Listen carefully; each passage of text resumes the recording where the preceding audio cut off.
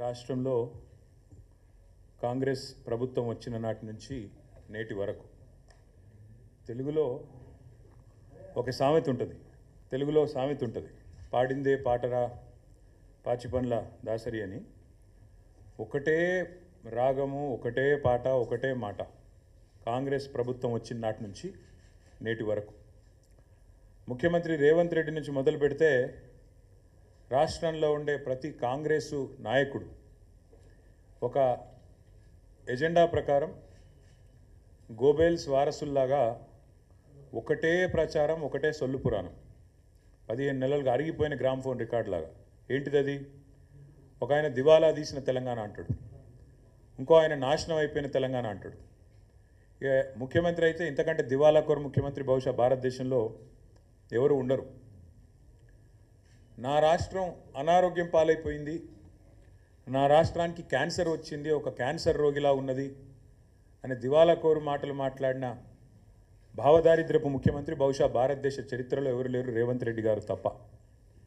కానీ ఇవాళ అదే రేవంత్ రెడ్డి గారి మూతి మీద తన్నినట్టు, అదే రేవంత్ రెడ్డి గారి చెంప చెల్లుమనేటట్టు, అదే రేవంత్ రెడ్డి సొల్లు పురాణం అంతా తప్పు అంటూ ఆయన సొంత క్యాబినెట్లోని సహచరుడు, ఈ రాష్ట్ర ఉప ముఖ్యమంత్రి బట్టి విక్రమార్క గారు, రాష్ట్ర ఆర్థిక శాఖ మంత్రి గారు ఫిబ్రవరి 17 నాడు ఒక సమగ్ర సవివరమైన నివేదికను వారు విడుదల చేసినారు. ఇది మా కవిత్వం కాదు, బీఆర్ఎస్ పార్టీ యొక్క సొంత నివేదిక కాదు, రాష్ట్ర ప్రభుత్వం సాధికారంగా విడుదల చేసిన నివేదిక.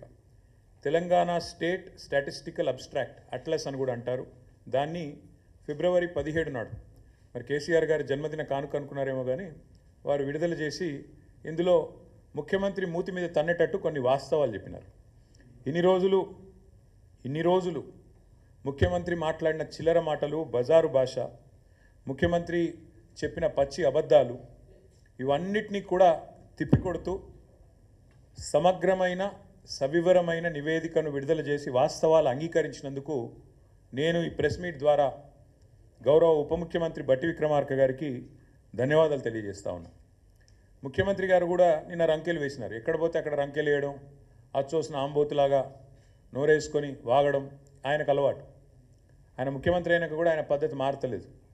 వారికి కూడా నేను విజ్ఞప్తి చేస్తా ఉన్నా ముఖ్యమంత్రి గారికి, దయచేసి మీరు సొల్లు మాట్లాడే ముందు, నోరు తెరిచే ముందు మీ సహచరుడు, మీ మంత్రివర్గ సహచరుడు సెక్రటేరియట్లో ఆయన విడుదల చేసిన ఈ నివేదికను ఒకసారి చదవండి. పోనీ చదివే తీరిక, ఓపిక తమరికి లేకపోతే మీ పక్కన పెట్టుకున్న అడ్వైజర్లు ఉన్నారు కదా, 5గురో 6గురో, వాళ్ళతో చెప్పించుకోండి. కనీసం ఒక రిపోర్ట్ తెప్పించుకొని నేను ఏముందో చదువుకోండి. చదువుకోకుండా వాగితే మీతో పాటు రాష్ట్ర పరువు కూడా గంగలో కలుస్తున్నది. ముఖ్యమంత్రి గారికి నేను ఇంకొక విజ్ఞప్తి కూడా చేస్తా ఉన్నా. మీరు ఆ మధ్యలో ఒక మాట అన్నారు, లంకె బిందెలు ఉంటాయనుకొని వచ్చినా లంకె బిందెలు లేవని. లంకె బిందెలు ఉన్నాయి, ఎక్కడున్నాయో కూడా అడ్రస్ చెప్తా, రాసుకో, ఒక పెన్ను పేపర్ పట్టుకొని కూర్చో. ఈ స్టాటిస్టికల్ అబ్స్ట్రాక్ట్ అనేది ఏదైతుందో ప్రభుత్వం ఎంత దౌర్భాగ్య ప్రభుత్వం ఇదంటే, ఇది వాస్తవాలు చెప్పింది, వాస్తవాలను బయటపెట్టింది అని మేము చెప్పంగానే వెంటనే మరుక్షణమే దీన్ని తీసేసినారు, తొలగించినారు. ఎక్కడికి వెళ్ళి వెబ్సైట్లోకి వెళ్ళి వెంటనే డిలీట్ చేసినారు. ఎందుకంటే వాస్తవాలు బయటకు వచ్చినాయి, ఎందుకంటే చదవకుండా రిలీజ్ చేసినారు. చేసినాక అరే అందులో మొత్తం కేసీఆర్ను పొగుడుతున్నదా అని ఎవరో చెప్పినట్టున్నారు చదివిన వాళ్ళు, చెప్పగానే వెంటనే డిలీట్ చేసినారు. అందుకే నేను మా మీడియా మిత్రులను కూడా అడుగుతా ఉన్నా, నేను ఈ రిపోర్ట్ నివేదిక మీ అందరికీ ఇస్తాను, మా సోషల్ మీడియాలో నేను కూడా పెడతాను. ఇది మా నివేదిక కాదు, ప్రభుత్వం. అందుకని మేము డౌన్లోడ్ చేసి పెట్టుకున్నాం. ఎందుకన్నా మంచిది, దౌర్భాగ్యులు తీసేస్తారని తెలుసు కాబట్టి పెట్టుకున్నాము, మీకు అందజేస్తాను. ఇందులో ఏముందో చెప్పే ప్రయత్నం నేను మీకు చేస్తాను. ఇందులో ఎంత స్పష్టంగా చెప్పినారంటే, ఇన్ని రోజులు కాంగ్రెస్ చేసిన ప్రచారం చిల్లర ప్రచారం, రాజకీయాల్లో లాభం కోసం చేసిన ప్రచారం అబద్ధం, పచ్చి అసత్యం అనే మాట ఇదే నివేదిక ధృవీకరించింది. ఈ నివేదికలో స్పష్టంగా చెప్పారు, రాష్ట్ర తలసరి ఆదాయం 2014లో 10వ స్థానంలో ఉంది భారతదేశంలో మన రాష్ట్రం.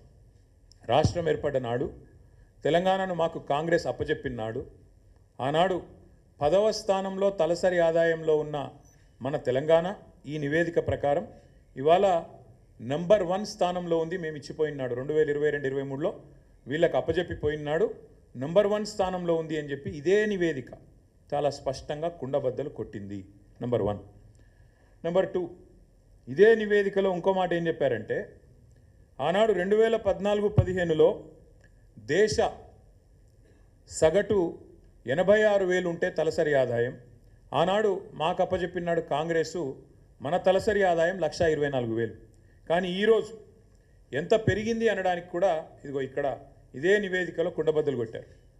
భారతదేశం మొత్తం సగటు తీసుకుంటే 84,000 నుంచి 1,84,000 86,000 నుంచి 1,84,000 పెరిగితే మనది దాదాపు 2 రెట్లు భారతదేశ సగటుతో పోలిస్తే 2 రెట్లు 3,56,000 ఉంది అని చెప్పి ఈ నివేదిక కుండబద్దలు కొట్టింది.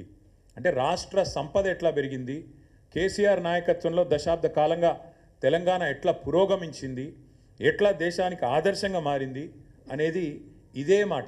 తెలంగాణ దివాలా తీసింది అని దివాలా కోరు మాటలు మాట్లాడిన సన్నాసుల నోర్లు మూపించే విధంగా ఈ నివేదిక వాస్తవాలను బయటపెట్టింది. ఇది మరొకటి, ఇదే తెలంగాణ స్టాటిస్టికల్ అబ్స్ట్రాక్ట్లో చాలా స్పష్టంగా రాష్ట్ర సంపద ఎట్లా పెరిగింది చెబుతూ తలసరి ఆదాయం మాత్రమే కాదు, జీడిపిలో భారతదేశానికి కాంట్రిబ్యూటర్గా అంటే దేశాన్ని సాదుతున్న రాష్ట్రాల్లో, దేశానికి బువ్వబెడుతున్న రాష్ట్రాల్లో తెలంగాణ ఎట్లా ఒక పురోగమనశీల రాష్ట్రంగా, ప్రగతిశీల రాష్ట్రంగా, ఒక మంచిగా దేశాన్ని ముందుకు నడుపుతూ మంచి ఆలోచనలతో కులం మతం పేరుతో పిచ్చి పంచాయతీలు పెట్టుకోకుండా అందరికీ మేలు చేస్తూ ఎట్లా సంపద సృష్టించింది కూడా ఇదే నివేదిక ఆవిష్కరించింది. 2013-14లో ఆనాడు భారతదేశంలో 4% జీడిపికి తెలంగాణ నుంచి దోహదపడుతుంటే ఇక్కడి రాష్ట్ర ఆర్థిక వ్యవస్థ కేసీఆర్ గారు పదవి విరమణ చేసే నాటికి అది పెరిగి 5.1% అయ్యింది అనే మాట కూడా ఇదే నివేదిక స్పష్టంగా చెప్పింది. అంటే జీడిపిలో భారతదేశంలో మొత్తం 100% ఉంటుంది, జీడిపి అంటే 100, ఆ 100లో 5.1% మన తెలంగాణ నుంచి వస్తుంది. కానీ ఇక్కడ ఇంపార్టెంట్ పాయింట్ ఏంటంటే తెలంగాణ జనాభా భారతదేశంలో 2.8, కానీ మనం ఈ దేశానికి అందజేస్తున్నది జీడిపిలో సంపద సృష్టిస్తున్నది 5.1. అంటే మనకు కేంద్ర ప్రభుత్వం ఇస్తున్న దానికంటే మనం కేంద్రానికి ఇస్తున్నది దాదాపు డబల్ అనే మాట ఈ నివేదిక ద్వారా నేను మీకు గుర్తు చేస్తా ఉన్నా. ఇది ఇంకొక విషయం, ఇది ఆర్బీఐ, ఇది ఆ స్టాటిస్టికల్ అబ్స్ట్రాక్ట్ లేదు, ఇది ఆర్బీఐ. కేసీఆర్ నాయకత్వంలో 10 ఏళ్లలో స్టేట్ ఓన్డ్ ట్యాక్స్ రెవెన్యూస్లో భారతదేశంలోనే 84% సొంత ఆదాయ వనరులతో, కేంద్రం మీద ఆధారపడకుండా, ఇతరుల ముందు చేయి జాపకుండా సొంత ఆదాయ వనరులతో అగ్రభాగాన నెంబర్ 1గా నిలబడ్డది తెలంగాణ అని ఆర్బీఐ. ఇది మా కవిత్వం కాదు. 84%, 88%తో అగ్రభాగాన state owned tax revenues SOTR ఇది నెంబర్ 1 అని చెప్పి చెప్తున్నది ఈ నివేదిక. అట్లాగే ఇంకొక మాట కూడా ఈ నివేదిక చూపెడుతున్నది. ఏమంటారు ఇందులో, భారతదేశంలో మన స్థానం ఏంటిది GSDPలో మొత్తం ఓవరాల్ సైజ్ అంటే ఈ నివేదికలో ఏం చెప్పారంటే, కాంగ్రెస్ వాళ్ళు మాకు అప్పచెప్పిపోయినాడు ఆనాడు ఈ రాష్ట్రం యొక్క GSDP gross state domestic product 5 లక్షల కోట్లు. కానీ ఈరోజు బట్టి విక్రమార్క గారు విడుదల చేసిన ఈ నివేదిక ప్రకారం ఈ రాష్ట్రం యొక్క GSDP 10 ఏళ్లలో కేసీఆర్ గారు 5 లక్షల కోట్ల నుంచి 15 లక్షల కోట్లకు పెంచారు అని ఈ నివేదికనే రేవంత్ రెడ్డి చెంప మీద చెల్లుమని కొడుతూ నివేదిక ఇచ్చింది. ఇది ఇక్కడ చాలా ఇంపార్టెంట్ స్లైడ్. ఇది ఇలా చూడండి మీరు, మనకంటే పైన ఎవరున్నారంటే మనకంటే చాలా భూభాగంలో జనాభాలో పెద్దదైన మహారాష్ట్ర, తమిళనాడు, ఉత్తరప్రదేశ్, కర్ణాటక, పశ్చిమ బెంగాల్, రాజస్థాన్, ఈ 6 తర్వాత తెలంగాణ. అంటే గుజరాత్ను కూడా తలదన్ని ఇవాళ తెలంగాణ 10 ఏళ్లలో ఎక్కడి నుంచి ఎక్కడికి 5 లక్షల కోట్ల నుంచి 15 లక్షల కోట్లకు GSDP పెరిగింది అని కాంగ్రెస్ ప్రభుత్వం విడుదల చేసిన నివేదిక చెప్పింది. అంటే రేవంత్ రెడ్డి గారు సిగ్గు తెచ్చుకోండి అని చెప్తా ఉన్నా. ఇంకా కొంతమంది సన్నాసులు ఎలక్షన్లో లాభం కోసం మాట్లాడినారు. కాళేశ్వరం అంటేనే కమిషన్ల ప్రాజెక్టు అని చిల్లర వాగుడు, చెత్తవాగుడు, బజారు మాటలు చాలా మాట్లాడినారు. వారికి కూడా ఇదే నివేదిక సమాధానం చెప్పింది. 95వ పేజీ, రేవంత్ రెడ్డి గారు 95వ పేజీ చదువుకో. మీ 95వ పేజీలో ఇదే దీనిలో స్టాటిస్టికల్ అబ్స్ట్రాక్ట్లు ఏం చెప్పిండ్రంటే, రాష్ట్రంలో మరి సంపద పెరిగిందంటే ఎట్లా పెరిగిందంటే మీ వాళ్ళే రాసినారు, మీ ప్రభుత్వమే రాసిన ఈ నివేదిక. To achieve these objectives government has implemented policy initiatives such as flagship Kaleshwaram project and mission Kakatiya to improve irrigation infrastructure, supply 24/7 power to farmers, investment support to farmers under Rythu Bandhu. అందువల్ల సంపద పెరిగింది అంటూ కాళేశ్వరాన్ని స్తుతిస్తూ అద్భుతమైన ప్రాజెక్ట్ అని చెబుతూ తెలంగాణ స్టాటిస్టికల్ అబ్స్ట్రాక్ట్లో కనీసం పాప రాసిన అధికారులను నిజాలు చెప్పారు. సరే ఈ సన్నాసులు చూసుకోలేదు, విడుదల చేసిన తర్వాత 4 గరుచుకున్నారు, అది వేరే విషయం.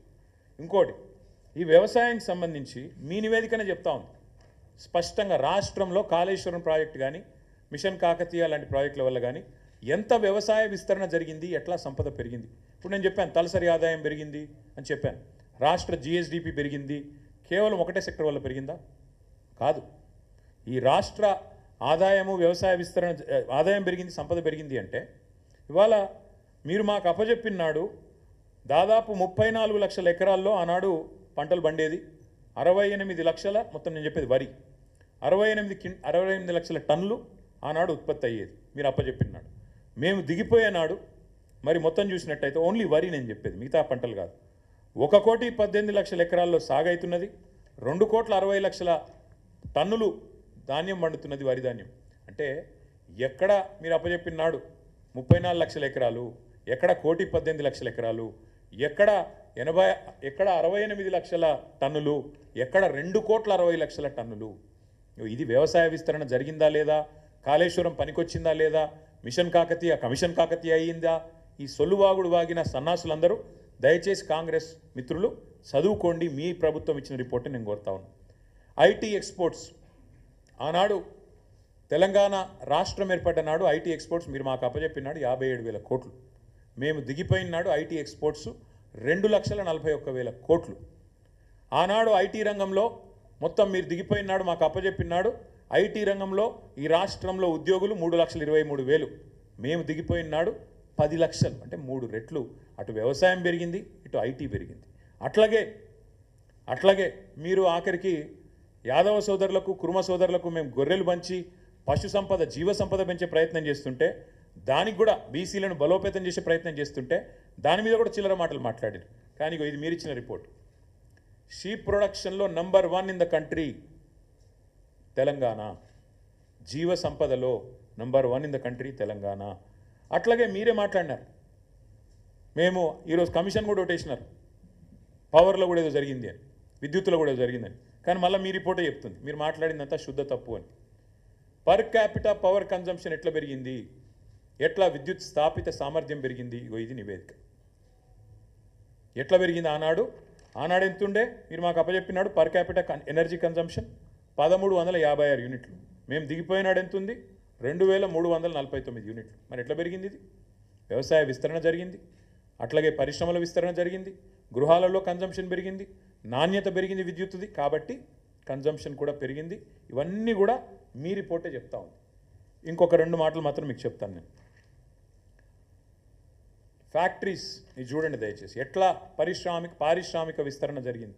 ఐటీ ఒక్క రంగమే కాదు, పారిశ్రామిక విస్తరణ ఎట్లా జరిగింది, ఎన్ని ఫ్యాక్టరీలు, మ్యానుఫ్యాక్చరింగ్ రంగం, ఉత్పత్తి జరిగింది, ఎట్లా జరిగింది. ఇక్కడ ఈ రిపోర్ట్లో ఏం రాశారంటే నెంబర్ ఆఫ్ ఫ్యాక్టరీస్ ఎన్నున్నాయి అని చూస్తే మనకంటే పెద్దదైన రాష్ట్రాలు 6, తమిళనాడు, గుజరాత్, మహారాష్ట్ర, ఉత్తరప్రదేశ్, ఆంధ్రప్రదేశ్, కర్ణాటక. వాళ్ళ తర్వాత మన స్థానం, నెక్స్ట్ మనమే. అంటే వీళ్ళకి మనకంటే జనాభాలో, సైజులో, భౌగోళికంగా చాలా పెద్ద రాష్ట్రాలు. కానీ మీ రిపోర్ట్ చెప్తున్నది తెలంగాణలో పారిశ్రామిక విస్తరణ కూడా అద్భుతంగా జరిగింది. వాస్తవాలు ఇట్లా ఉన్నాయి. అంటే దేశ జనాభాలో 2.8% ఉన్న తెలంగాణ 5.1% సంపద ఈ దేశానికి అందిస్తున్నది, ఇది వాస్తవం. జిఎస్డిపిలో గ్రోత్లో తెలంగాణ భారతదేశంలో నెంబర్ 1, ఇది వాస్తవం. సంపద సృష్టించడంలో తెలంగాణ ప్రభుత్వం కేసీఆర్ నాయకత్వంలో అద్భుతంగా పనిచేసింది, ఇది వాస్తవం. 10 ఏళ్లలో కొత్తగా దాదాపు 80 లక్షల ఎకరాలు సాగులోకి వచ్చినాయి, ఇది వాస్తవం. మీ రిపోర్టే చెప్తున్నది. వ్యవసాయంలో జరిగిన అభివృద్ధి గురించి అయితే పుంకానుగా కాళేశ్వరం వల్ల జరిగిన లాభం, మిషన్ కాకతీయ వల్ల జరిగిన లాభం మీ నివేదికనే చెప్తా ఉంది వాస్తవాలు, ఇది కరెక్టు. కాంగ్రెస్ వాళ్ళు రిపోర్ట్ చదవండి. దేశ తలసరి ఆదాయంలో ఇవాళ అగ్రభాగాన తెలంగాణ ఉన్నది. 1,84,000 నుంచి 3,56,000 జాతీయ సగటు కంటే డబల్ ఉన్నది అని మీ నివేదికనే చెప్పిన మాట వాస్తవం. మోదీ గారు తలకిందులు తపస్సు చేసినా, రాహుల్ గాంధీ గారు మరొక 100 జోడో యాత్రలు చేసినా ఇది సాధించలేరు అనేది కూడా వాస్తవం. అట్లాగే తెలంగాణలో గత 10 సంవత్సరాలుగా కేసీఆర్ గారు అకుంఠిత దీక్షతో, మొక్కవోని పట్టుదలతో ఒక అభివృద్ధి యజ్ఞం చేసినారు, ఇది కూడా వాస్తవం అని మీ నివేదికనే చెప్తా ఉంది. అట్లాగే 2014-15లో 5 లక్షల కోట్లున్న రాష్ట్ర సంపద ఇవాళ 15 లక్షల కోట్లయిందని మీ నివేదికనే కుండబద్దలు కొడుతున్నది. ఇది కూడా వాస్తవం. 10 ఏళ్ల కిందట ధాన్యం ఉత్పత్తి 68 లక్షల టన్నులుంటే ఈరోజు 2.60 లక్షల కోట్లు అంటే 260 లక్షల టన్నులుగా పెరిగింది అని మీ నివేదికనే చెప్తున్నది. ఇది వాస్తవం. పాల ఉత్పత్తి అది కూడా మీ నివేదికనే చెప్తున్నది. 42 లక్షల టన్నుల నుంచి 57 లక్షలు పెరిగిందనేది కూడా మీ నివేదికనే చెప్తా ఉన్నది. మాంసం ఉత్పత్తి 5 లక్షల టన్నుల నుంచి 10 లక్షల టన్నులు డబల్ అయింది. అది మీ నివేదికనే చెప్తుంది. గొర్రెల ఉత్పత్తిలో జీవ సంపదలో నెంబర్ 1 భారతదేశంలో తెలంగాణ. అది మీ నివేదికనే చెప్తున్నది. ఇన్లాండ్ ఫిషరీస్లో భారతదేశంలో నెంబర్ 1 తెలంగాణ. అది కూడా మీ నివేదికనే చెప్తా ఉన్నది. ఇట్లా అన్ని రంగాలలో సర్వతోముఖాభివృద్ధి సాధించింది తెలంగాణ. ఇది వాస్తవం. ఇంకా ఒక మాటలో చెప్పాలి అంటే accidental chief minister Revanth Reddy గారు అడ్డిమారి గుడిదెబ్బలు అయినో ఇప్పటికైనా ఈ సొల్లు బంజి. ఇప్పటికైనా తెల్లారలేస్తే కేసీఆర్ని తిట్టుడు, రంకలేసుడు, బూతులు మాట్లాడుడు, దివాలాకోరు మాటలు మాట్లాడుడు, తెలంగాణను శపించుడు, తెలంగాణను తెల్లారలేస్తే దూషించుడు బంజే అని చెప్తా ఉన్నాం. నేను ఊరికేనే అనట్లేదు, ఏదో దుగ్ధతో మాట్లాడట్లేదు. తెలంగాణను ఎవరు తిట్టినా, తెలంగాణను ఎవరు దూషించినా, తెలంగాణను ఎవరు కించపరిచినా ఇదే పద్ధతిలో జవాబిస్తాం. ఎందుకంటే నువ్వు సిగ్గులేనోడివి కాబట్టి, మూర్ఖుడు కాబట్టే తెలంగాణను ఒక క్యాన్సర్ రోగితో పోల్చినావు. తెలంగాణ ఒక వ్యాధిగ్రస్తమైన రాష్ట్రంగా మాట్లాడినావు. అందుకే నేను అంటున్నాను, నువ్వు మూర్ఖుడివి, చదువుకో. నీ సొంత సహచరుడు, నీ ఉప ముఖ్యమంత్రి, నీ డెప్యూటీ ఇచ్చిన నివేదిక చదువుకో, సిగ్గు తెచ్చుకో, బుద్ధి తెచ్చుకో అని చెప్తా ఉన్నా. ఇంకొక మాట కూడా నేను చెప్తా ఉన్నా. మరి మేమేమో ఇంత పని చేసినాం, నువ్వేం పని చేసినావు ఈ సంవత్సరంలో? అది కూడా చెప్తా. ఏం చేసినావు అంటే ఈ సంవత్సరంలో ఈ సన్నాసి చేసిన పని, ఇగో ఇది కూడా వాళ్ళ నివేదికనే, మాది కాదు. ఈ సన్నాసి చేసిన పని ఆయన ఉప ముఖ్యమంత్రి గారు బయటపెట్టారు. ఇగో మేము దిగిపోయే నాడున్న రేషన్ కార్డుల సంఖ్య 89,97,000 అంటే దగ్గర దగ్గర 90 లక్షలు. 89,97,000 అని ఆయనే చెప్పాడు మేము దిగిపోయినాడు. మరి కొత్తగా వీళ్ళు ఏమని ఇచ్చిండ్రా? యాజ్ ఆన్ ఆయన చెప్పిన లెక్క 31/8/2024, ఇంకా తర్వాత ఎన్ని కట్ చేసిరో తెలియదు, దాదాపు 1,00,000 కార్డులు తొలగించినామని చెప్పిండు ఆయన. కొత్త ఇయ్యలే, ఉన్నాయి కట్ చేసిరు. ఇది నేను చెప్పలే, నిన్న బట్టి విక్రమార్కి ఇచ్చిన రిపోర్ట్ ఇది. ఇగో ఈ సన్నాసి చేసిన పరిస్థితి ఏంటంటే ఇగో 1,00,000 రేషన్ కార్డు, 1,00,000 పైచీలకు రేషన్ కార్డులు తొలగించిండు. ఇంకొక మాట చెప్తున్నా, తొలగించడమే కాదు, ఇవాళ పేపర్లలో వార్తలు ఎంత కిరాతకం అంటే, వీళ్ళు చెప్పే ఎంత దిక్కుమాలిన మాటలు అంటే, ముఖ్యమంత్రి అనేటోడు ఇన్ని పచ్చబద్దాలు చెప్తాడని ప్రపంచంలో ఎవరు అనుకోరు. ఇదే ముఖ్యమంత్రి చెప్పిన అబద్ధాలను కూడా బట్టి విక్రమార్క గారు ఎండగట్టి ఉతికి ఆరేసినారు. ముఖ్యమంత్రి ఎక్కడ పోతే అక్కడ వాగుతున్నాడు. ఏమని? అప్పులకు మిత్తిలకే నెలకు 6,500 కడుతున్నా అని చెప్పిండు. ఇది వాళ్ళ రిపోర్ట్. ఇది కూడా ఆ రిపోర్ట్లకి వెళ్ళి నేను కోట్ చేస్తున్నా. మీకు ఈ కాపీ మొత్తం ఇస్తా. నేను చెప్పింది ఏది తప్పైనా ఏ శిక్షకైనా సిద్ధం. ఇది వాళ్ళ రిపోర్ట్. ఇందులో ఏం రాసిండ్రు? ఇగో ఇది వాళ్ళ రిపోర్టు. దీని ప్రకారం government of Telangana state accounts as of January 2025 అంటే పోయిన నెల ఈ రిపోర్ట్. ఇందులో ఏం రాసిండ్రు? మిత్తిలకు ఎంత కడుతున్నామని రాసిండ్రు తెలుసా? పోయిన 10 నెలలు మొత్తం ఇప్పటిదాకా కట్టింది ఎంత అంటే 22,056 కోట్లు. 22,056 కోట్లు. నెలవారీ లెక్క కూడా ఇళ్ళనే ఇచ్చిండు. పాపం బట్టి విక్రమార్క అమాయకంగా ఇరుక్కున్నాడు. ఆయన ఉద్యోగం ఉంటుందో పిక్తుందో కానీ ఇగో నెల నెల కూడా ఇచ్చిండు. నెల నెల మిత్తి ఎంత కట్టినాం ఏం చెప్పిండు ఇలా? పోయిన ఏప్రిల్ 24లో కట్టిన మిత్తి 1,865 కోట్లు, మే నెలలో 3,700 కోట్లు, జూన్లో 5,000 చిల్లర కోట్లు. ఇట్లా ఓవరాల్గా మన్నించాలి, ఏప్రిల్లో 1,865, మేలో 1,864, జూన్లో 2,200, జూలైలో 2,200, ఆగస్టులో 2,304 కోట్లు, సెప్టెంబర్లో 2,689 కోట్లు, అక్టోబర్లో 1,965, నవంబర్లో 1,928, డిసెంబర్లో 2,475, జనవరిలో 2,499, మొత్తం కలిపి 10 నెలలకు గాను కట్టింది పోయిన ఏప్రిల్ నుంచి మొన్న జనవరి దాకా 22,000 కోట్లు. అంటే నెలకు 2,200 కోట్లు. మరి 6,500 కోట్లు అని చెప్పిన బోగస్ ముఖ్యమంత్రి సిగ్గు లేకుండా నెలకు 4,300 కోట్లు అదనంగా కడుతున్నా అంటే ఏడబోతున్నాయి అవన్నీ? టకీమని రైతుల ఖాతాలను అయితే పడతలేవు, టకీమని తులం బంగారం అయితే వస్తలేదు. మరి టకీమని రాహుల్ గాంధీ ఖాతాలో పడుతున్నాయో ఢిల్లీలో చూడాలి. గింత అబద్ధాలు, గింత పచ్చి అబద్ధాలు, గింత దిగజారుడు బజారు భాష ముఖ్యమంత్రి మాట్లాడచ్చా? గిన్ని అబద్ధాలు చెప్పొచ్చా? మిత్తి 6,500 కోట్లు అని ముఖ్యమంత్రి చెప్తాడు, లేదు 2,200 కోట్లని ఉప ముఖ్యమంత్రి గారు విడుదల చేసిన నివేదిక చెప్తా ఉంది. ఇగో ఇది వీళ్ళ వాస్తవ రూపం. ఇంకా దారుణం ఇదొకటి, ఇంకా దారుణమైన విషయం చెప్తాను. వీళ్ళు ఎట్లా చెప్తారంటే ఏదో మిత్తిలు బాగా అయిపోయినాయి, రాష్ట్రం అప్పుల పాలైందని దిక్కుమాలిన మాటలు మాట్లాడతారు. మాకు వాళ్ళు అప్పజెప్పిపోయినాడు, ఇది ఇది ఇది ఇది వాళ్ళ గ్రాఫ్, ఇది కూడా నాది కాదు.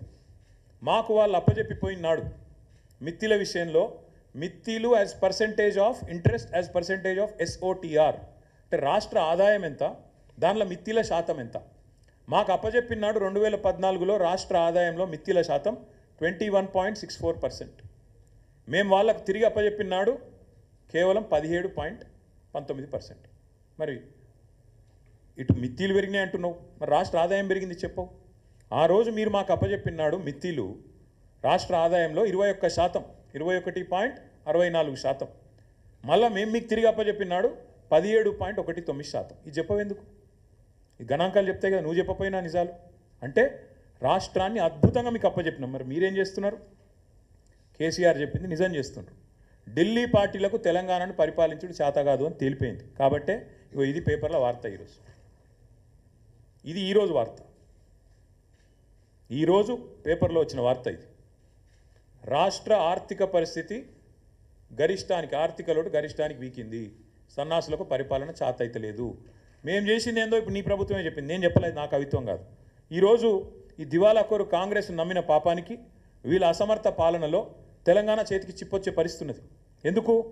ఎందుకు అంటే జనవరి నెలాఖరు వరకు, అంటే మొన్న పోయిన నెలాఖరు వరకు రెవెన్యూ ఆదాయం వీళ్ళు 1,23,000 కోట్లు ఆదాయం ఆర్జించినారు. కానీ ఖర్చు పెట్టింది లక్ష కాదు, 1,23,815 కోట్లు వీళ్ళు సంపాదించినారు. ఖర్చు చేసింది మాత్రం 1,49,866 కోట్లు. అంటే రాబడి కంటే ఖర్చు 26,000 కోట్లు ఎక్కువ. ఏడబోతున్నాయి ఈ పైసలన్నీ? కొత్త స్కీమ్ చాలు చేయలే, ఒక్క మనిషికి కొత్త రూపాయి ఇయ్యలే. నువ్వు మహిళలకు 2,500 అన్నావు, 2 రూపాయలు ఇయ్యలే. తులం బంగారం అన్నావు, మన్ను కూడా లేదు. రైతు బంధు వెయ్యవు, రైతు రుణమాఫీ చెయ్యవు, స్కూటీలు అంటావు ఇయ్యవు, ముసలోళ్ళకు పెన్షన్లు 4,000 చేస్తానో ఇయ్యవు. మరి ఎందుకు ఖర్చు పెరిగింది? ఎందుకు నువ్వు రాబడి కంటే ఖర్చు పెంచినావు చెప్పగలుగుతావా? అసలు ఎందుకు అప్పు చేస్తున్నావు? ఇవాళ మీకు మిగులు బడ్జెట్తో రాష్ట్రాన్ని అప్పచెప్తే నువ్వేం చేస్తున్నావు? ఒక సంవత్సరంలో 1,41,000 కోట్లు అప్పు చేసినావు నువ్వు. ఈ నీ రేవంత్ రెడ్డి చేతగాంతనం, కాంగ్రెస్ పార్టీ అసమర్థత ఇవాళ రాష్ట్రానికి ఆశనిపాతంలాగా పరిణమించింది. ఎందుకంటున్నా ఈ మాట?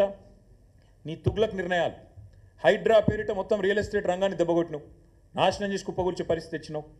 నీ దిక్కుమాలిన విధానాల వల్ల ఇవాళ స్టాంప్స్ రిజిస్ట్రేషన్ మరి 18,000 కోట్లు అంచనా వేస్తే ఇప్పటిదాకా వచ్చింది కేవలం 5,821 కోట్లు రిజిస్ట్రేషన్లు తగ్గినాయి. ఇది వాస్తవం. నువ్వు ఒప్పుకున్నా ఒప్పుకోకపోయినా నీ ఆదాయం పెరుగుతుండొచ్చు, నీ ఆస్తులు పెరుగుతుండొచ్చు, కానీ రియల్ ఎస్టేట్ రంగానికి నువ్వు పొడిచిన వెన్నుపోటు వల్ల, నీ దిక్కుమాలిన హైడ్రా వల్ల ఇవాళ రియల్ ఎస్టేట్ వాళ్ళు కూడా ఆత్మహత్యలు చేసుకునే పరిస్థితి వచ్చింది. వేణుగోపాల్ రెడ్డి అని మొన్న తమ్ముడు ఆత్మహత్య చేసుకున్నాడు. నీకు రాజకీయపరమైన కక్షల సెటిల్మెంట్ తెలుసు తప్ప రాష్ట్రాన్ని ఎట్లా ఆర్థికంగా బాగు చేయాలన్న సోయి నీకు లేదు. అందుకే కేసీఆర్ ఆనవాళ్ళను చెరిపేసే కుట్రలో వ్యవసాయాన్ని సాగు దెబ్బగొట్టినావు. మేడిగడ్డ రిపేర్ చేయకుండా 15 నెలలు ఎండబెట్టడం వల్ల వాళ్ళు ఏం జరుగుతున్నది? భూగర్భ జలాలు అడుగంటిపోయి వ్యవసాయం సంక్షోభంలో పడి చివరి మల్లకు కాళేశ్వరం నీళ్లు చివరి మల్ల ఎక్కడైతే ఉత్తమ్ కుమార్ రెడ్డి నియోజకవర్గంలో అందుతాయో అక్కడ మొత్తం ఎండిపోయే పరిస్థితి ఉన్నది. ఈరోజు కోదాడలో, హుజూర్నగర్లో, సూర్యాపేటలో, తుంగతుర్తిలో పంటలు ఎండిపోయే పరిస్థితి. ఇవాళ మీరు కాళేశ్వరం ఎండబెట్టడం వల్ల, కేసీఆర్ మీద కోపంతో మేడిగడ్డ రిపేర్ చేయకపోవడం వల్ల అదొక వైపు. అట్లాగే మేము 10 ఏళ్ళు పకడ్బందీ ప్రణాళికతో అవినీతి లేకుండా రాష్ట్ర ఖజానాను ప్రతి ఏటా సంపదను పెంచుతూ, మధ్యలో కరోనా వచ్చినా, డిమానిటైజేషన్ వచ్చినా, కేంద్రం అసలు సహకరించకపోయినా మేము సంపద సృష్టించినాం, రాష్ట్రానికి తలసరి ఆదాయం పెంచినాం. నువ్వేం చేసినావు? ఈ ఒకటే సంవత్సరంలో సావు దెబ్బ కొట్టి అన్ని రంగాలను కూడా నీ చేతగాంతనంతో ధ్వంసం చేసినావు. మీరేం ఎస్టిమేట్ చేసినారు? 1,65,000 కోట్ల ఆదాయం వస్తుందని మీరు అంచనా వేసినారు. కానీ ఇప్పటికి వచ్చింది ఎంత? 1.12 lakhs, అంటే కేవలం 68% వచ్చింది. మిగతాది రాలే. మిగతాది ఎంత వస్తుందో రేపు బడ్జెట్లో చెప్తావు. నేను ఎందుకు చెప్తా ఉన్నా ఈ మాట అంటే, ఇవాళ ఇది రాష్ట్రానికి ఇవాళ పేపర్లో ఆర్థిక లోటు గరిష్టానికి అని రాసింది. రాష్ట్రానికి ఆర్థిక లోటు రాలే, ఇది రేవంత్ వల్ల వచ్చిన తలపోటు. రాష్ట్రానికి ఉత్తగానే రాలే ఆర్థిక లోటు. రేవంత్ రెడ్డి వల్ల, చేతగాని అసమర్థ ప్రభుత్వం వల్ల, వీళ్ళ అవినీతి విధానాల వల్ల, బావమరుదులకు అమృత్ పంచడం, అమృత్ స్కామ్ చేసి బావమరిదికి అప్పచెప్పడం, RR ట్యాక్స్ పేరు మీద రియల్ ఎస్టేట్ నడ్డి విరవడం, ఒక్కొక్క స్క్వేర్ ఫీట్కి 150 రూపాయలు వసూలు చేస్తుండ్రు ఇవాళ బిల్డింగ్ పర్మిషన్. ఇట్లాంటి దిక్కుమాలిన విధానాల వల్ల, అప్పులు చేయడం వల్ల, కొత్తగా సంపద సృష్టించే తెలివి లేకపోవడం వల్ల ఇవాళ తెలంగాణ దివాలా తీసిన రాష్ట్రం కాదు, ఒక దివ్యమైన రాష్ట్రాన్ని దివాలా తీసేటట్టు చేస్తున్నది కాంగ్రెస్ ప్రభుత్వం, కాంగ్రెస్ వ్యవసాయ విధానం. నిన్న కోదండరెడ్డి గారు మాట్లాడతారు, మేడిగడ్డ రిపేర్ చేయరు, కాళేశ్వరం బాగా చేసే ఆలోచన లేదు, రైతులకు నీళ్ళు ఇచ్చే తెలివి లేదు, కానీ బోర్లు వేసుకొని నష్టపోవద్దు, అనవసరంగా పంటలు వేసుకోవద్దు. మరి సపడే క్రాప్ హాలిడే ప్రకటించమని చెప్పండి, మాకు రైతు బంధు ఇచ్చే ఉద్దేశం లేదు, క్రాప్ హాలిడే ప్రకటించుకోండి అని చెప్పండి. ఇంత సిగ్గుమాలిన దిక్కుమాలిన ప్రభుత్వం ఆఖరికి ఎట్లా ఉందంటే, ఇక నెక్స్ట్ కర్ణాటకలో వాళ్ళ మంత్రి ఒక ఆయన అన్నాడు మొన్న, ఏమైందా గ్యారంటీలు మరి మహిళలకు పైసలు ఇచ్చిన మొదలు పెట్టిన ఏమైందంటే ఆయన అన్న మాటకి ఇది, గ్యారంటీలు ఏమన్నా జీతమా, మేము మీకు ఇచ్చుడే ఎక్కువ బిచ్చం అన్నట్టు. మళ్ళీ వీళ్ళు కూడా తొందరలో ఈ డైలాగులు వస్తాయి ఇళ్ళ నోట్లకి వెళ్ళి కూడా. ఒక ఫ్రీ బస్సు తప్ప ఇప్పటిదాకా చేసింది ఏమైనా ఉందా ఈ రాష్ట్రంలో? అందుకే నేను అంటా ఉన్నా, రేవంత్ రెడ్డి రంకెలేసుడు, చర్చకు రా, ఇదిరా అదిరా ఇవి కాదు, దమ్ముంటే చేతనైతే అసెంబ్లీలో పెట్టు చర్చ, రాష్ట్రం మొత్తం చూస్తుంది, పెట్టు 2 రోజులు పెట్టు, మైక్ కట్ కాకుండా చూడు. దమ్ముంటే నీకు స్పీకర్ను నువ్వు డిక్టేట్ చేసి స్పీకర్కు కనుసైగల ద్వారా శాసించి ప్రతిపక్షం గొంతులు నొక్కుడు కాదు. దమ్ముంటే 38 మంది సభ్యులు మేము ఉన్నాం, దమ్ముంటే మా సంఖ్యకు సరిపడే విధంగా మాకు టైమింగ్, అక్కడ అసెంబ్లీలో 4 కోట్ల ప్రజల ముందు నీ బట్టలు ఇప్పుతాం, అక్కడనో ఇక్కడనో చర్చ కాదు, బహిరంగంగా అసెంబ్లీ సమావేశాల్లోనే నీ బట్టలు ఇప్పుతాం. ఇది మా సవాల్ నీకు. ఇప్పుడు నేను చెప్పిన ఏది తప్పు అని చెప్పినా నేను ఏ శిక్ష కంటే ఆ శిక్షకు సిద్ధం. ఎందుకంటే మీ ఆర్థిక మంత్రి గారు చెప్తా ఉన్నారు వాస్తవాలు. ఇప్పటికైనా రేవంత్ రెడ్డి గారు బుద్ధి తెచ్చుకొని, సిగ్గు తెచ్చుకొని ఇకనైనా పద్ధతిగా మాట్లాడాలి, రాష్ట్రాన్ని దూషించవద్దని కోరుతూ మళ్ళొక్కసారి మీ అందరికీ కూడా ధన్యవాదాలు.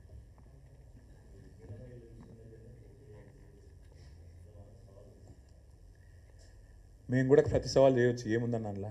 రాష్ట్రంలో రైతు రుణమాఫీ ఎక్కడ 100% అయిందో ఏ ఊళ్ళే ఆ ఊళ్ళే మేము పోటీ చేస్తాం, మేము పోటీ చేయండి.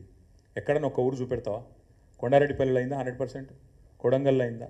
మీ అత్తగారు ఊళ్ళో అయిందా? ఎక్కడైంది? నేను కూడా అనొచ్చు, రైతు బంధు మొత్తం పడితే ఆడ పోటీ చేద్దాం అనొచ్చు, తులం బంగారం ఇస్తే పోటీ చేయ అనొచ్చు, నెలకు 2500 ఇచ్చిన మహిళలను ఓటు అడుగు అని నేను కూడా అనొచ్చు, నెలకు 4000 ఇచ్చిన ముసలోళ్ళే మాత్రమే ఓటు అడగాలి, 2000 ఉన్న వాళ్ళంతా మాకేయాలి నేను కూడా అనొచ్చు. ఈ బజారు భాష, చీప్ టాక్టిక్స్, చిల్లర మాటలు, వీటితో ఇంకెన్ని రోజులు టైంపాస్ చేస్తారని నాకు అర్థం కాదు. ఇప్పుడు నేను లేవనెత్తిన ప్రశ్నలు కానీ, నేను చెప్పిన విషయాలు కానీ ఇందులో ఏమైనా తప్పు ఉంటే ముఖ్యమంత్రి, ఉప ముఖ్యమంత్రి, ఇంకో మంత్రి వాళ్ళ వైపు నుంచి ఎవరైనా సాధికారంగా చెప్పగలిగే వాళ్ళు ఉంటే రమ్మనండి. ఇంకోటి అసెంబ్లీలో చర్చ పెట్టండి, 2 రోజులు పెట్టండి. ఇంతకంటే ఇంపార్టెంట్ ఏముంది? బడ్జెట్ సమావేశాలు ఉన్నాయి ముంగట, మైక్ ఇవ్వండి. మైక్ ఇవ్వకుండా గొంతు నొక్కుడు, ఇష్టం వచ్చినట్టు ఒర్రుడు, ఇది కాదు కదా పాయింట్. మేము చాలా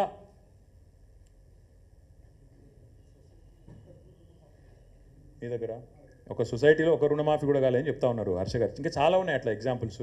నేను చెప్పేది ఒకటే, ముఖ్యమంత్రి గారు నిన్న ఆడపోయి 1 కోటి మంది మహిళల్ని కోటీశ్వర్లు చేస్తాను, ఎంతమంది కోటీశ్వర్లను చేసినా వాళ్ళని ఓట్లాడు చూస్తా, నేను కూడా ఎంతమంది మహిళలు ఓట్లు వేస్తారో నేను కూడా చూస్తాను.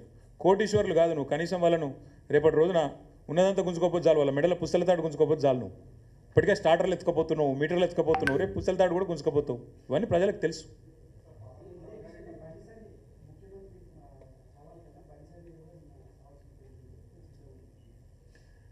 బండి సంజయ్ ముందు ఒకటి చెప్పాలి, అసలు మీరు రేవంత్ రెడ్డిని ఎందుకు కాపాడుతున్నారు? మీరు ఎందుకు రేవంత్ రెడ్డి రక్షణ కవచంలాగా నిలబడుతున్నారు? అందరు ఇప్పటికే మార్కెట్లో అనుకుంటుంది అంటే ఆర్ఎస్ బ్రదర్స్ అనుకుంటారు. నేను సూటిగా అడుగుతున్నా బండి సంజయ్ని, బీజేపీని, మీ ప్రధానమంత్రి హైదరాబాద్కి వస్తాడు, ఆర్ఆర్ ట్యాక్స్ వసూలు చేస్తుండ్రు అంటాడు, చర్యలు ఉండయి, 150 రూపాయలు పర్ స్క్వేర్ ఫీట్ బిల్డర్ల దగ్గర వసూలు చేస్తుండ్రు. నేను మున్సిపల్ మంత్రిగా పనిచేసిన 10 ఏళ్ళు, మా హయాంలో 0 కరప్షన్, ఇట్లా దిక్కుమాల ట్యాక్సులు పెట్టలేము మేము. నువ్వు ఇప్పుడు 150 రూపాయలు పర్ స్క్వేర్ ఫుట్ మంచిగా నిలబెట్టి వసూలు చేస్తున్నావు, ఇది వాస్తవం. చేతనైతే బండి సంజయ్ని, బీజేపీని చర్య తీసుకోమనండి. నేను ఢిల్లీ పోయినా, ముఖ్యమంత్రి గారు అన్ని నిబంధనలు తుంగలో దొక్కి మీ అమృత్ పథకాన్ని వాళ్ళ బావమరిదికి అప్పచెప్పిండు సృజన్ రెడ్డికి అని చెప్పిన, ఇప్పటి వరకు చర్య లేదు, కనీసం విచారణకు ఆదేశించలేదు. పొంగులేటి శ్రీనివాసరెడ్డి ఇంటి మీద ఈడీ రైడ్ అవుతుంది, అది బ్రహ్మరహస్యం, ఎవరికి తెలియదు, ఈడీ చెప్పది, పొంగులేటి చెప్పడు. అసలు first of all BJP Revanth Reddy ప్రభుత్వాన్ని ఎందుకు కాపాడుతుందండి? ఇంత అవినీతి జరుగుతుంటే అమృత్లో, ఆర్ఆర్ ట్యాక్స్ రూపంలో, ఈడీ రేట్లలో మొత్తం కోట్ల రూపాయలు దొరికినా ఎందుకు బయట పెడతలేరు? ఎందుకు రేవంత్ రెడ్డిని కాపాడుతున్నారు? మీకేంది మొహమాటం? మీకున్న ఆబ్లిగేషన్ ఏంది? రేవంత్ రెడ్డి గారు ఏమైనా లోపాయికారు ఒప్పందం ఉందా? ఏమైనా అండర్స్టాండింగ్ ఉందా? చేరుతా అన్నాడా మీ పార్టీలో? ఏంటి చెప్పండి. అసలు ఆ మాటలు మాట్లాడకుండా ఏదో సొల్లు మాటలు తెల్లారలేస్తే ఆయన ఈయన తిట్టినట్టు, ఈయన ఆయన తిట్టినట్టు, రాహుల్ గాంధీ కులము, మోడీ కులము, ఇవి కాదు కదా ప్రజలకు కడుపు నింపేది. మేము అడుగుతున్నాం సూటిగా, నువ్వు చెప్పు, రేవంత్ రెడ్డిని ఆర్ఆర్ ట్యాక్స్ విషయంలో ఎందుకు ఉపేక్షిస్తుంది బీజేపీ? ఎందుకు నీ బావమరిదికి అమృత్ స్కీమ్ మొత్తం 1100 కోట్ల స్కామ్ చేసినా రేవంత్ రెడ్డిని మీరు కాపాడుతున్నారు? అది కేంద్ర ప్రభుత్వ పథకం అమృత్. ఎందుకు సృజన్ రెడ్డి షోదా కంపెనీకి అప్పజెప్పినా ఎందుకు నీ ప్రభుత్వం కాపాడుతున్నది రేవంత్ రెడ్డిని? ఎందుకు రేవంత్ రెడ్డి గారి మంత్రివర్గంలోని పొంగులేటి మీద రేడైతే ఈడీ 4 నెలలైనా ఎందుకు మాట్లాడది? ఏంది బ్రహ్మరహస్యం చెప్పగలుగుతారా? ముందు బండి సంజయ్ని దమ్ముంటే కేంద్ర హోంశాఖ సహాయ మంత్రి అయినా చెప్పమను, తర్వాత మిగతా విషయాలు మాట్లాడచ్చు. ఇక ఆయనకు తెలివి లేదు, ఆయనకు పరిజ్ఞానం లేదు, ఏదో మాట్లాడుతుంటాడు, వరుతుంటాడు, బతుకుతుంటాడు. నాకు తెలియదు కదా, నాకు విషయం తెలియదు. ఒకటి మాత్రం పక్క, ఎస్ఎల్బీసీయే కాదు, సుంకిశాల కూలిపోయింది. పాపం ఒక ఆయన గవినోళ్ళ శ్రీనివాస్ అని ఆర్టీఐ యాక్టివిస్ట్, మహబూబ్నగర్ జిల్లా, ఆయన అప్లై చేసుకున్నాడు. సుంకిశాలలో ఎంత నష్టం జరిగింది, ఏం జరిగిందని. అది దేశ భద్రతకు సంబంధించిన రహస్యం ఇయ్యమంటారు. ఎవరిని కాపాడుతుంటారు రేవంత్ రెడ్డి? ఎవరినైతే గతంలో ఇష్టం వచ్చిన బూతులు తిట్టిండో, ఆంధ్ర కాంట్రాక్టర్లని, ఈస్ట్ ఇండియా కంపెనీ అని వాళ్ళని కాపాడుతున్నావా? ఏంది దేశ భద్రత? సుంకిశాలలో రిటైనింగ్ వాళ్ళు కూలిపోతే దేశ భద్రత నాదేమన్నా? సుంకిశాల పాకిస్తాన్ బార్డర్లు ఉందా? కూలిపోతే దాంతో ఏమో దేశ భద్రతకు ముప్పు వచ్చినందుకు ఎవరిని కాపాడుతున్నావు? సుంకిశాల గురించి ముందు చెప్పు. మళ్ళీ అదే సంస్థకి ఇన్ని కాంట్రాక్ట్లు ఇస్తున్నావు, ఎందుకు ఇస్తున్నావు? ఎవరి కోసం ఇస్తున్నావు? ఎవరి మెహర్బానీ కోసం? చెప్పాలా రేవంత్ రెడ్డి సమాధానాలని? ఎస్ఎల్బీసీ సంగతి నాకు తెలియదు, తెలుసుకొని చెప్పు. స్పష్టంగా చెప్పాము కదా బ్రదర్, మన హరీష్ రావు గారు డీటెయిల్డ్గా చెప్పారు, నిన్న శ్రీనివాస్ గౌడ్ గారు, నిరంజన్ రెడ్డి గారు, జగదీష్ రెడ్డి గారు వివరంగా చెప్పారు. దున్నపోతు మీద వాన పడ్డట్టు వాళ్ళు ఇప్పటివరకు స్పందించట్లేదు, ఏదో ఉత్తరం రాసి చేతులు దులుపుకుందామని చూస్తున్నారు. నీళ్లు పోతుంటే కిందికి తీసుకొని పోతుంటే నిరాటంకంగా, గతంలో కాంగ్రెసే దోపిడీకి తెరదీసింది, పోతిరెడ్డిపాడు పొక్క పెట్టింది కాంగ్రెసే, దాన్ని నిరసిస్తూ రాజీనామా చేసింది టీఆర్ఎస్. హారతులు పట్టిన వాళ్ళు ఇవాళ కొంతమంది బీజేపీలో ఉన్నారు, కొంతమంది కాంగ్రెస్లో ఉన్నారు. నష్టం చేసింది ఖచ్చితంగా కాంగ్రెస్, ఆనాడైనా ఈనాడైనా బాధ్యత ఖచ్చితంగా కాంగ్రెస్దే. ముఖ్యమంత్రికి మోడీని అడిగే దమ్ము లేదు, ఎందుకంటే మోడీని గట్టిగా తిడితే లోపల వాడిస్తాడు, పదవి పోతుంది, ఆయన భయం ఆయనకున్నది. మేము స్పష్టంగా ఉన్నాం. కేఆర్ఎంబీని మొత్తం అప్పజెప్తాం కేంద్రానికి అంటే మేము నల్గొండ పోయి బహిరంగ సభ పెట్టి కేసీఆర్ గారు గర్జిస్తే వెంటనే దిగొచ్చి శాసనసభలో తీర్మానం చేసినారు. రేపు మళ్ళీ పట్టుబడతాం శాసనసభలో కూడా. ఖచ్చితంగా కృష్ణా జలాల దోపిడీ విషయంలో ఈ ప్రభుత్వం యొక్క వైఖరిని శాసనసభలో ఎండగడతాం, బయట ఎండగడతాం. కేంద్రము, ఈ ప్రభుత్వం, అటు బీజేపీ ఇటు కాంగ్రెస్ తమ వైఖరి మార్చుకోకపోతే డెఫినెట్గా మా కార్యాచరణ ప్రకటిస్తాం.